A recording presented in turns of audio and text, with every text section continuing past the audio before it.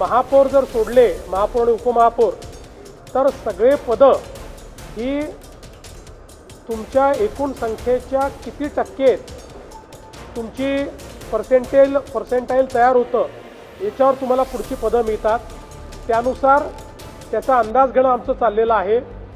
त्या आधारावर आम्ही हा निर्णय करू की दोन्ही गट एकत्रित रजिस्टर करून फायदा आहे की वेगवेगळे करून फायदा आहे किंवा एखादा छोटा गट त्यांच्यासोबत किंवा आमच्यासोबत जोडून फायदा आहे. अशा पद्धतीनं त्याचा निर्णय करूनच मग या संदर्भातलं रजिस्ट्रेशन होईल. जो लॉंग मार्च या ठिकाणी निघालेला आहे त्या संदर्भात एक मंत्र्यांची शक्ती प्रदत्त समिती तयार करण्यात आली होती. त्या कमिटीला चर्चा करून निर्णय घेण्याचे सगळे अधिकार देण्यात आले होते. कुठलाही हस्तक्षेप याच्यामध्ये नाही आहे. हे पुन्हा सांगतो, सिंपल गणित आहे, पर्सेंटेजचं गणित आहे. त्यामुळे त्याच्यामध्ये स्टँडिंग कमिटीत जास्तीत जास्त मेंबर येण्याकरता पर्सेंटेज पॉईंट हे कुठल्या कॉम्बिनेशननी तयार होतात ते कॉम्बिनेशन आम्ही करू.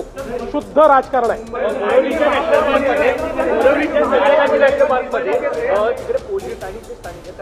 बोरीवली नॅशनल पार्क मधल्या जी काही कारवाई आहे ती माननीय उच्च न्यायालयामुळे होते आहे, पण इथल्या नागरिकांनाही दिलासा देणं हे गरजेचं आहे. त्यामुळे आमचा हा प्रयत्न आहे की त्या नागरिकांनाही दिलासा देऊन सामोपचाराने हा विषय कसा समाप्त करता येईल तो प्रयत्न आमचा असणार.